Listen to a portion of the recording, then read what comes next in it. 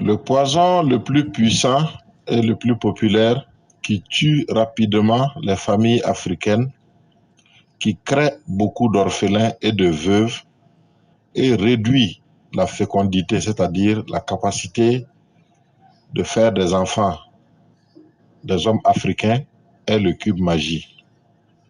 Il a été créé en 1886 par le Suisse Julius Maggi pour les travailleurs pauvres qui ne gagnaient pas assez d'argent à l'époque pour s'acheter la viande ou le poisson.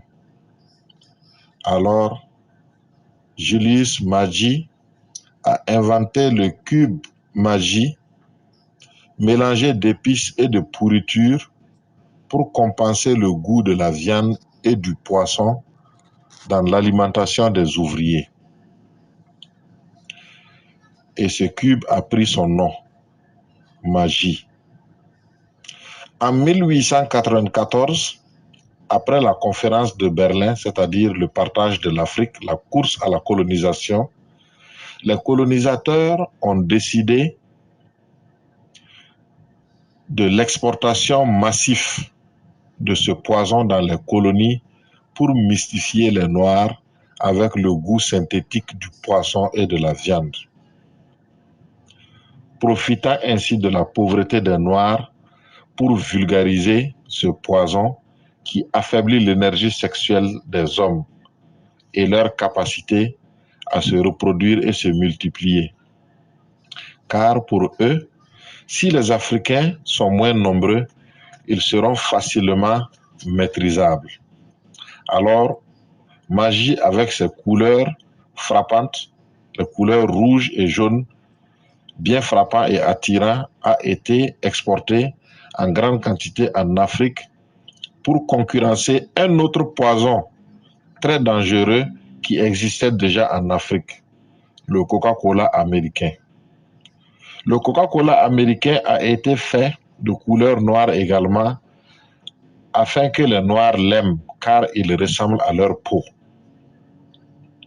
Et à partir de 1910, cette campagne d'empoisonnement des Noirs a commencé à réussir, car les produits magie se conservent bien et ça supporte la chaleur, malgré la chaleur en Afrique. Et depuis lors, chaque jour, environ 100 millions de cubes magie se vendent par jour en Afrique. Alors, les Suisses ont créé et installé 11 grandes usines de production de magie à travers l'Afrique, avec plus de 40 variétés d'épices de magie.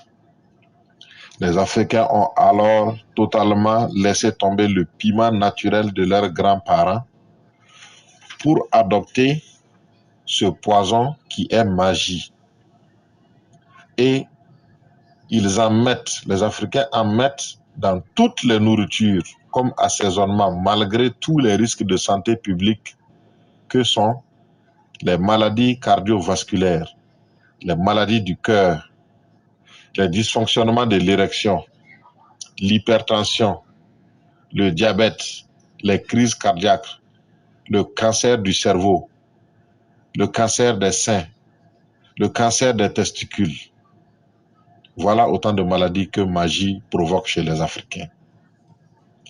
Magie Cube est la première cause de la courte vie, des paralysies et des morts prématurées en Afrique.